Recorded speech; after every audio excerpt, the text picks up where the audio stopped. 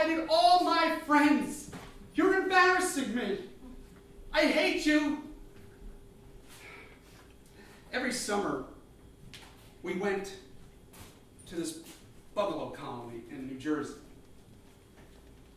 And just to give you an idea of what kind of place it was, if you ever saw Dirty Dancing, this was the poor man's bungalow colony.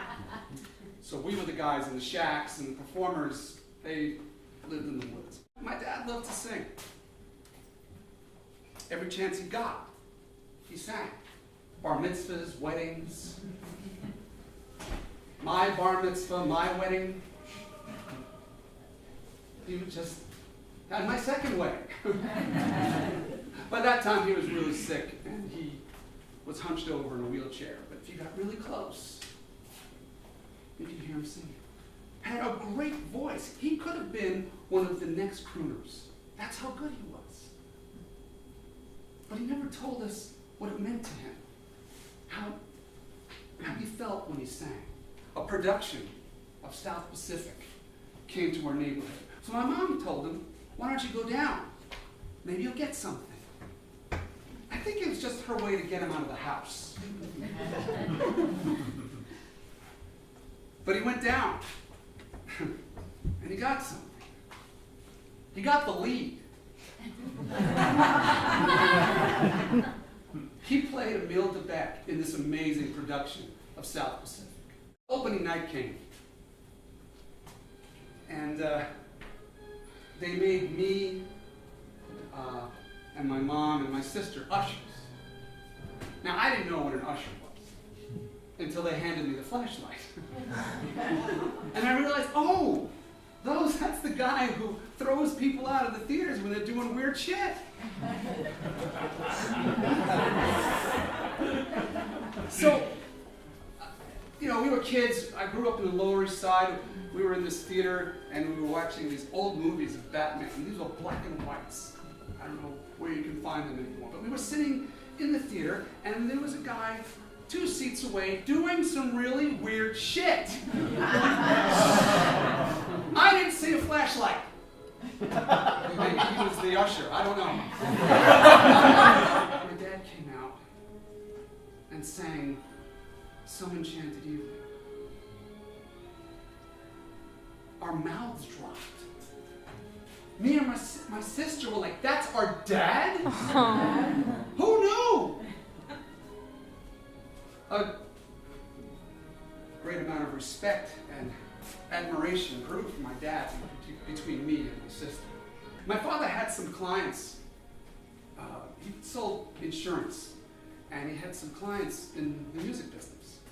And they told him that we would get him studio time, and they could cut a demo and shop it around to different places, managers and agents and stuff like that,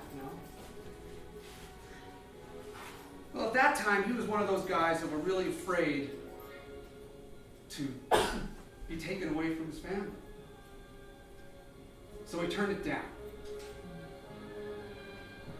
He turned down something that he really loved. That was the first time, I think, I ever cursed at my dad. You turned this down, you fucking idiot! I could have had a better life! I could have had a really nice house to live in, a cool car! Yeah, it was about me. I really believe that if my dad went for this, his life would have had a better quality. Let's put it that way. And not so much for the money, but he would have been happier. My dad wasn't really good at dating advice. Yeah, I have to sit down for this one. He was always worried about other people except him. He never really took care of himself and did things he loved. I mean, he tried to tell me the facts of life, and I remember he was just so nervous. I'm so glad I didn't have to do that. I have a girl My mother took care of that. Thank God. So he did this while he was driving his car and screaming at other drivers. It went something like this.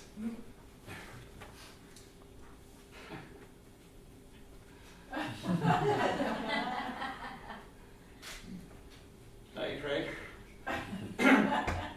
I want to talk to you about something. Put down the etch-a-sketch, okay? When a man and woman are in love, where the fuck are you going, moron? Oh, you got a horn for your birthday? That's great! Where the fuck did you get your license, you putz?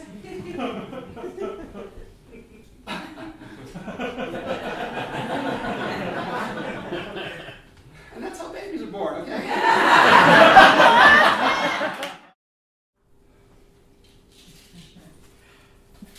The bottle says take 1 hour before having sex.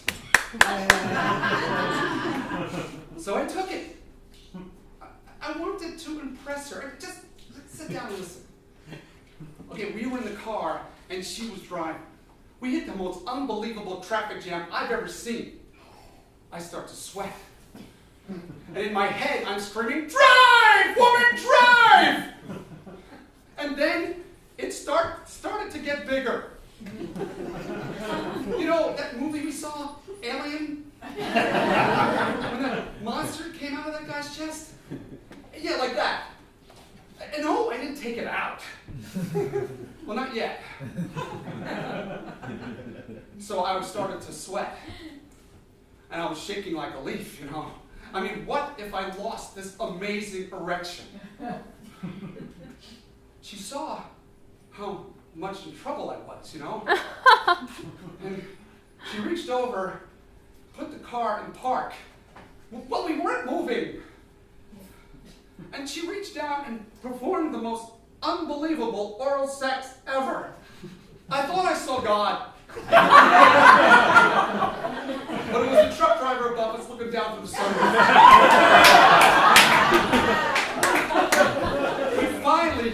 we finally get home. And she's getting into her sexy lingerie, so I'm thinking, hey, this ain't over. So I asked her, honey, you know that thing we did in the car? Can we do that again? You know what she says to me? Do you see traffic in this bedroom? Who says that?